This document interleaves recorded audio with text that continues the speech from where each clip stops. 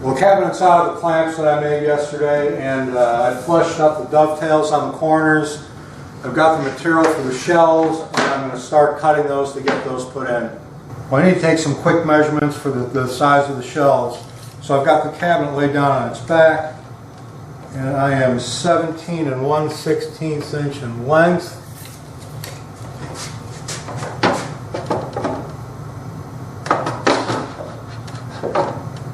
And 5 1/16 inch in width. So the first thing I'm going to do is I'm going to rip those to width on the table saw and then cut them to length. I've got the pieces ripped down to the final width, and now I'm just going to cross cut them for length.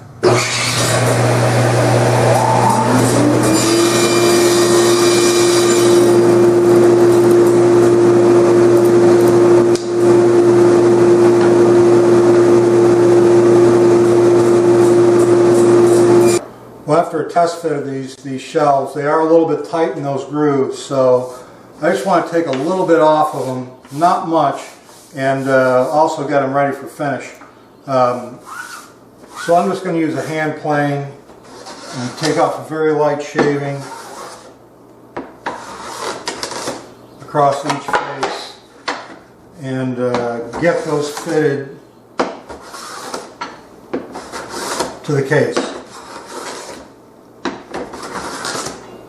After some fitting with the hand plane, this is one of the shelves right here, and I'll go ahead and pop this in, give it a test fit. That's a nice snug fit. I'm going to go ahead and do each one of the other shelves. Now, the benefit to use the hand plane is a couple things. First of all, I can fine tune to make sure that these fit the dados. It also gives me an opportunity to go ahead and remove any machine marks or mill marks on the edges or on the faces or on the bottoms. So I really don't have to sand these. I'm going to go ahead and glue these in now. Well, these are the two boards that are going to compromise the stiles for the cabinet and the rails and stiles for the door. There's some nice straight grain cherry right here, and this is pretty much all straight grain. So these will be very good for that, very stable. The stiles for the cabinet need to be 1.5 inches, and right here down the center of this, cutting out the sapwood, I've got plenty to do, and those need to be 28 inches long. So I'm going to make the stiles for the cabinet out of this. Now on this, the stiles for the door are 1.25 inches, and the rails for the door are 2 inches. And out of this board here, again, cutting out the sapwood, I'll be able to get the rails and stiles for the door out of this. But first I want to concentrate on the stiles for the door, and that's going to be this piece right here. These are going to be these are going to be the stiles for the front case. I've got some sapwood here, and I've got an unfinished rough edge right here.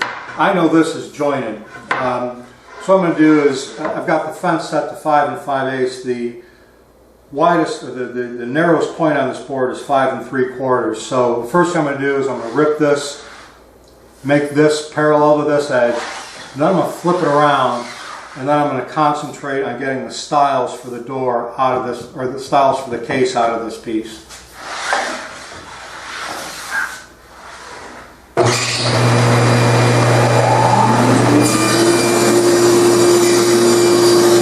Now that I've got the rough face ripped off of there, and I've also ripped off any of the sapwood, this is the side that I want to make those two stiles for. So I need to set the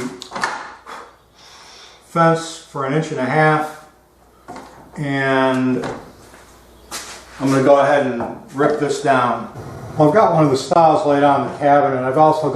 I've squared one end and marked it which side it's going to be.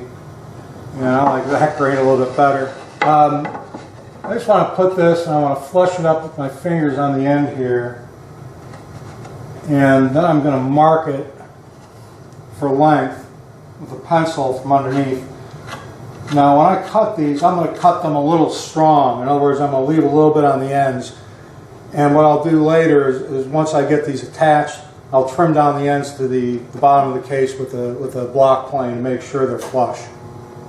Now this is where the stiles are going to be on the cabinet. And I'm actually going to be putting a rabbet on the inside of this. So I need to mark where that rabbet's going to be. So I don't get confused later when I go to cut it and cut the wrong part.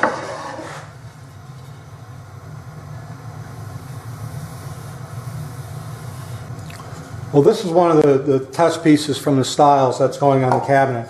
And I want to cut a rabbet, and this is the rabbet here. I don't know if you can see it that well, but it's a 1/4 inch deep and 3/16 of an inch wide. Actually, I cut it a 32nd of an inch over.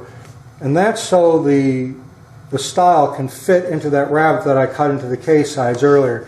I want to keep that a little bit proud, about a 32nd of an inch of this cabinet side. And once it's attached and fixed to the cabinet, I'll go ahead and flush that smooth with the sides of the cabinet. And again, I'm going to use my router to cut that rabbet.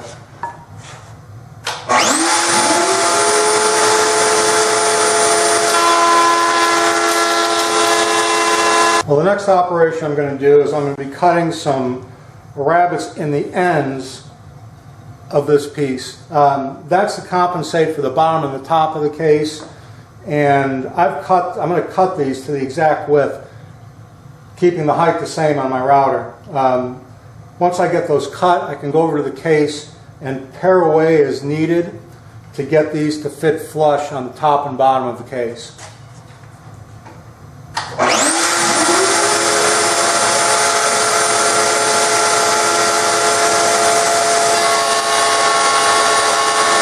And this is what I'm talking about. I've got these rabbets on the bottom here, and those are just going to go inside the case, top and bottom like this, and then fit right over that rabbet that I cut before.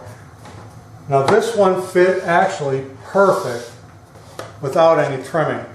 This one is going to require some trimming, probably about a 32nd of an inch to get down inside there. I'm just going to do that with the chisel.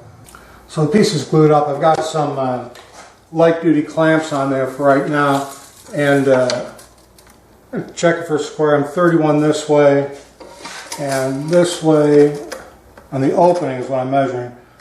I'm 30 and let's say 31 32seconds. So I'm a 32nd of an inch out of square. I can live with that.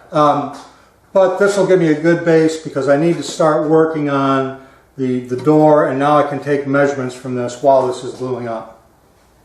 This is the piece of wood that was resawn for the door panel, and actually this entire piece was kind of designed around this door panel. I like the idea of opening up the cabinet and getting the maple inside. It's going to be a little bit brighter than the cherry.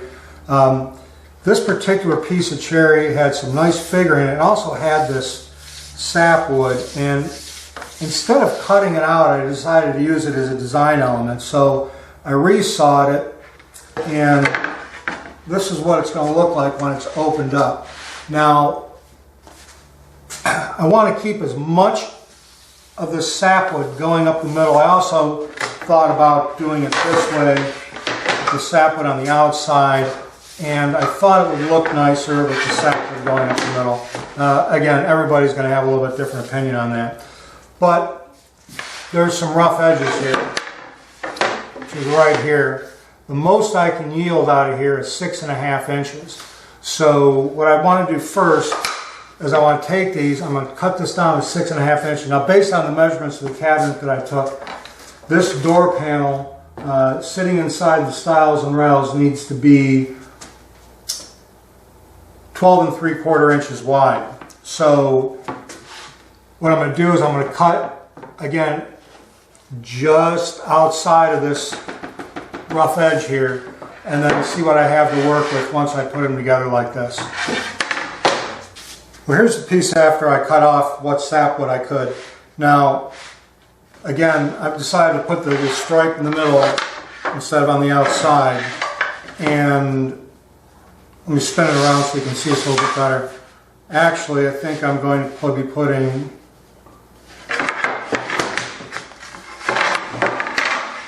that as the front. Like I said, this has some nice quilting around here, and again, I think that stripe is going to be a nice visual detail, especially with the maple inside the cabinet. So I'm going to go ahead and glue this together, and I'm going to keep it as long and wide as possible. Once I have the frame for the door built, then I'll go ahead and size this panel to those dimensions. Well, gluing this panel up couldn't be simpler.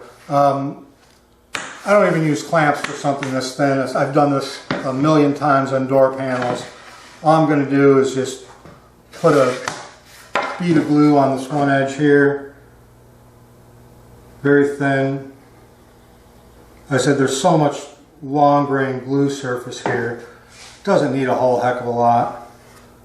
Just going to get that going, set that down. Again, this is a nice flat work table, so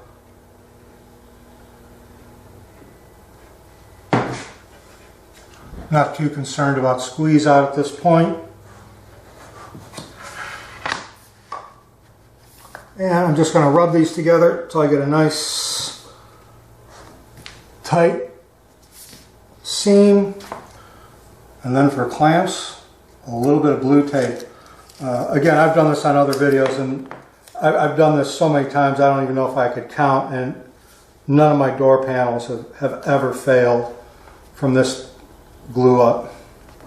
Now that I've got some tape on there and I know this piece is laying nice and flat on my table, I'm just going to go ahead and let this dry. I also want to make sure that I've got a couple spots here I've checked to make sure the boards are level, and they are, and this will set up in about 40 minutes or so. And I can continue on to making the frame panel for this that's going to fit in the case.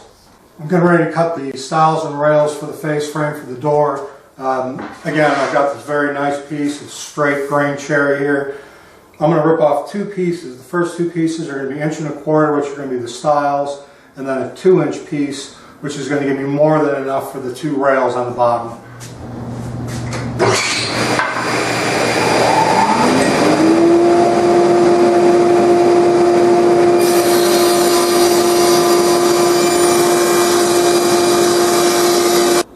Well, here's the material for the stiles and the rails. These are going to be the stiles. This is going to be the bottom rail. I don't want to cut this right now, but I can cut these to length. I'm going to make this door basically fit the opening exactly. On the length, it's going to be about 1/16 of an inch strong. The reason I want to do that is once I get the door complete, glued up, put in place, I want to be able to trim it to the exact size I need. I'm going to be going for a 32nd of an inch reveal around the door. Again, not extremely ambitious, but there's a process that has to be followed to get to that point. Well, here we are back at the router table again. I've got a 1/4 inch bit in here, set 3/8 of an inch high. What I want to do is I want to put a groove all along the inside edges of the rails and the stiles for the doors. I didn't concern, it's about centered. I just want to make sure that when I route these, I keep the face, the show face up against my fence, and it'll be the same all the way around. I'm just going to go ahead and cut those.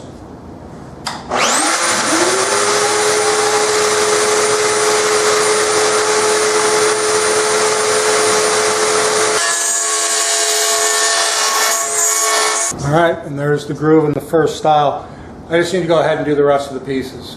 Well, I've got the rails and the stiles laid out on the cabinet, and what I really want to do is I want to take a measurement between the two stiles of the piece to determine where I need to cut the shoulders for the stub tenons for the rails. And that's how this piece is going, that's how the door frame is going to be put together. So I have 13 1/16. So I need to cut this piece, again, stub tenons on the side of this, 13 1/16 on the shoulders. We'll have to determine that measurement between the shoulders of the stub tenons. I'm just going to go ahead and cut those with my dado stack in the...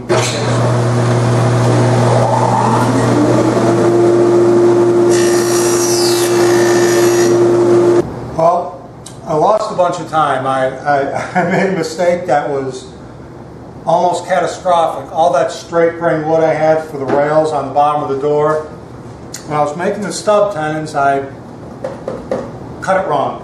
So there's been some editing of a lot of the swear words that came out of my mouth, and Went through my wood pile. I was lucky. I found another piece of straight grain cherry. I had to mill it.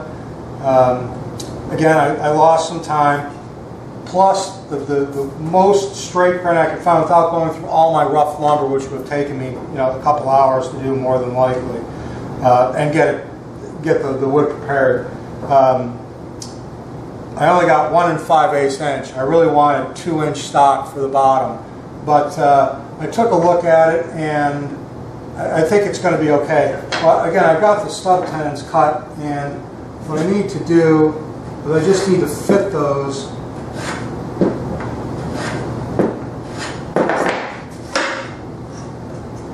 to the rails in just a couple passes.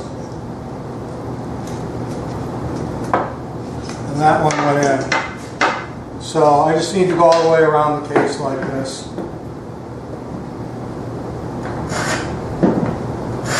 Well, after my little problem there, I did refit everything, and this fits in this nice and tight. There's really no gaps in here. This is just dry fit together. I still have to put the panel in there. I have to set the hinges, and I have to make the top and bottom, and I've got to clean all this up. My goal was to get this done in a weekend, and that did not happen. I knew sometime around this morning that I wasn't going to reach that goal. A lot of it has to do with videotaping these sessions that I do. It takes a lot longer to do the videotape than you think it does. But I love to do it, and I love to share with everybody on the internet and YouTube.